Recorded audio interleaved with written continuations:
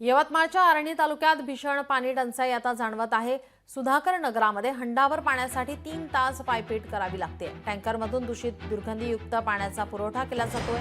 टँकरमधील पाणी इतकं अस्वच्छ असतं की पिण्यासाठी तर दूरच राहिलं, पण उपयोगातही आणता येत नाही। आता हे ऐकणं जितकं धक्कादायक आहे तितकंच या गावातील वास्तव हृदयद्रावक आहे।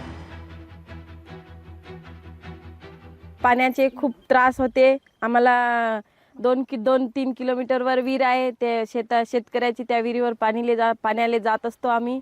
तिथून पाणी आणत असतो, तर ते पाणी पित असतो। त्याच्यामुळे आम्हाला खूप त्रास होते, आमचे लेकरं आजारी पडते। हापशी बोर असे ते काहीच नाही आमच्यापर्यंत। अजून बी आम्ही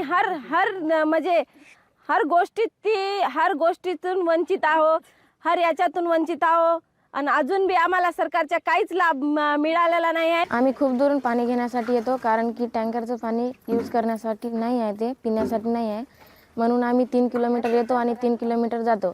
2 वेळेस आलं टँकर, पण ते पाणी चांगलं नाही म्हणून आम्ही पिण्यासाठी इकडे येतो। लोकशाही मराठी ऐका, पहा, जागरूक रहा।